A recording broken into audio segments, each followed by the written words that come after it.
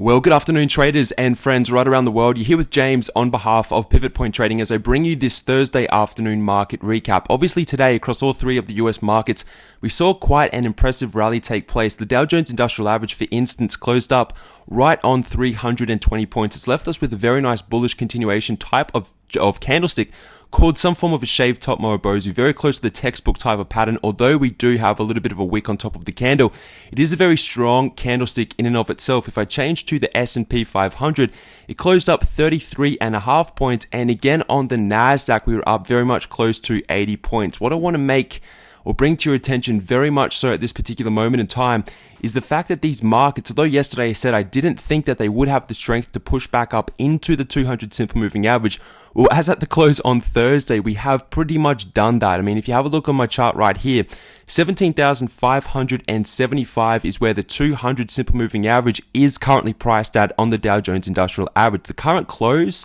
on Thursday afternoon is 17,489. So we are about 80 or 90 points away from the first retest of the 200 simple moving average. So throughout really the entirety of this bullish wave higher, we've really drawn the land, or at least the line in the sand, where this 200 simple moving average actually is. So what I'll be doing personally myself is paying very close attention to the types of candlesticks which set up right around this 200 simple moving average. There wasn't much room in terms of a really great risk and reward trade to the upside.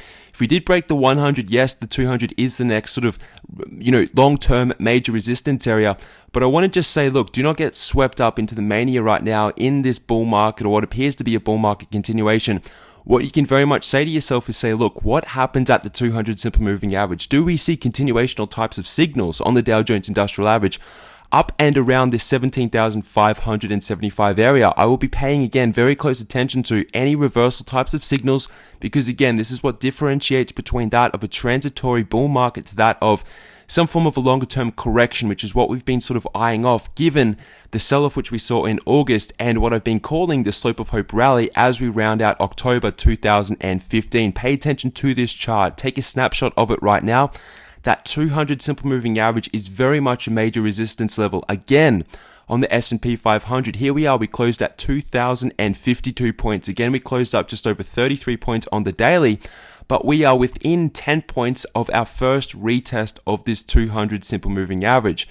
Now, again, if we move up to the 200 simple moving average and we start to see cautionary signals, that is when I will be positioning myself into some very, very disciplined shorts on the actual indices themselves. The 200 simple moving average has been my contingent trigger on the markets if in fact the market didn't roll over below this 1,987 level on the S&P 500 and also about 16,863 on the Dow Jones Industrial Average. So we haven't risked a single penny on the market, but at least we have a very good outlook for what will be our criteria for entering into some very low risk, very high return types of trades on the market indices themselves, the DIAs, the SPYs, and of course the Qs if in fact you want to trade that particular market.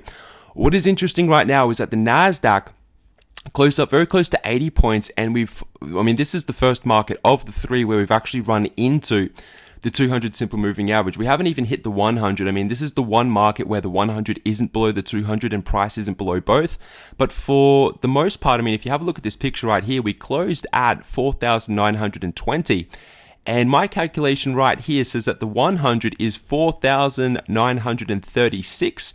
And we've pretty much touched the 200 simple moving average. We closed just below it as at the close on Thursday. So we're within a couple of points of the Nasdaq as well. So on face value right now, as at the close on Thursday, the market looks very strong, right? On the Dow Jones, we rallied up 320 points, but at the same time, I've had these red boxes drawn on my screen for literally months, and it hasn't come as any form of a surprise to me to see this market move back up into the red box.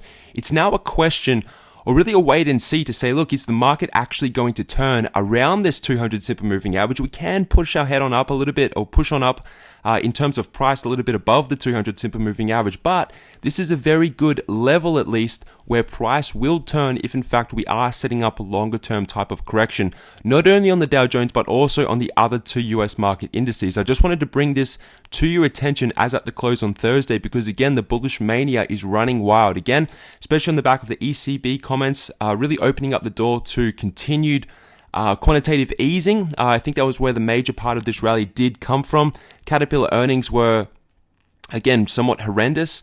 But as at the close on Thursday, we saw Amazon, Amazon, Google, and also Microsoft report earnings. And I believe all three of these markets are gapping up, or all three of these stocks, individual stocks, are gapping up to begin Friday's market. So it wouldn't surprise me to see the futures even portion up into the 200 simple moving average. But I will be looking for what happens around this 200 simple moving average level. I cannot be any more clear on this market moving forward. Yes, it has been a really nice rally today on Thursday. It's somewhat negated that shooting star which we saw on the Dow Jones, on the S&P, where we started to see that rollover. It is what we call a one white soldier, actually. It's a 2-day continuation pattern, but generally we like to see this pattern bounce off from a support level, and that's simply not the case because we're rallying back up into resistance. So at the moment, I am very neutral in the market. I am not in any longs. I am not in any shorts. I'm just waiting to position myself once I get the right signal in this market. There is still very much a big part of me suggesting, or at least thinking, that this is some form of a fool's rally to the upside, which is ultimately going to be given back plus some more as we transition into November 2015. So pay attention. Short-term price action swings, or what we call market noise, happen from time to time. But this is really the line in the sand. Write it down. You've got the figures which I've just walked through, the 200 simple moving average after the crack in the first lower low establishment. This is the first retest back up into these macro areas of resistance. In terms of trade setups, we have a couple. I mean, Walgreens Boots and Alliance had a fairly, it wasn't Walgreens Boots and Alliance. It was actually, which one was it? Let me just bring it up here. It was CVX actually, which has got a really nice continuation type of pattern. I can see this stock rallying back up into the 200, which is definitely a viable trade, but at the same time, I'm not taking it because I'm so hesitant on the overall market. You can see that 95.87 reading on the 200 simple moving average. It looks as though we are setting up some form of a stair-step continuation pattern, which looks as though it is going to relieve itself to the upside, but in my opinion, it's only going to be short-term. Goldman Sachs again had some form of an inside day candle. We did see that big breakdown yesterday on Thursday, and we haven't been able to reclaim the move back up above Wednesday's candle on Goldman Sachs. So pay attention to that. IBM today had a little bit, pardon me, of a push up off from support.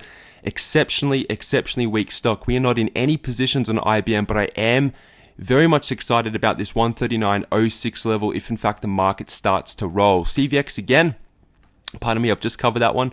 Baidu is looking somewhat strong. I mean, it could make that rally back up into the 100, but I'm not chasing these types of trades. I'd rather leave them and position myself strategically on the overall market indices, given where we are currently trading back into those long-term 200 simple moving averages. Boeing Airlines yesterday reported earnings. It left us with a hangman type of candlestick. And today we saw follow through up $5.12. We've pushed on back up into that 147 area. On face value, it looks as though we've broken this downward trend line, but at the same time, volume is coming out of it, or during Thursday's trading session. And if we have a look at the macro resistance points, which have set up in May, in June, July, and also August, just above or just around this 146 area, that is where we are currently trading into on Boeing Airlines. So we'll have a lot of good things to speak about specifically on Boeing Airlines over the weekend pro class this week. We can start to set up a lot of neutral trades, but at the same time, my hunch is still somewhat cautionary bearish. It truly is, even though in the face of a 320-point rally on the Dow Jones Industrial Average, this is it. This is what I've been speaking about for months now. It's now, just a matter of time to wait this market out and to wait for confirmations in terms of candlestick patterns and the back test of this long-term fan line. If I zoom out and show you this, I mean, I can sort of zoom out and show you this. If I just take off my annotations on the chart, actually that's going to stop it.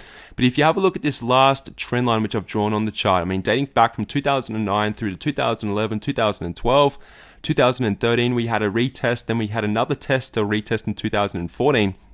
What's most important is that we've broken it throughout the year 2015, and this is the first rally back up into the retest of that old primary trend line. If we fail at this level, and at the moment this is a weekly candlestick chart, and it's showing us that on the weekly candle, we are up 273 points. I mean, up until Wednesday, I think the net change was 1 point over 3 trading sessions. And then Thursday comes along, it was actually negative something. And then Thursday comes along and we see a really big rally to the upside. But if we get a retest and a failure at this level, pretty much where we're trading at right now, and again, that 200 simple moving average is very close to where we're currently trading at, you can expect this 16,863 to be a very good entry. If not, I'll move it up over the weekend in Pro once we have Friday's candlestick. So I just wanted to bring this to your attention. I personally am not jumping into any long trades, some that don't have any long exposure on the market itself. This is the perfect area again for this market to tip if in fact it wants to. So just pay attention to the 200. We may take a couple of days, if not a couple of weeks, if we get a completely stagnant market up here.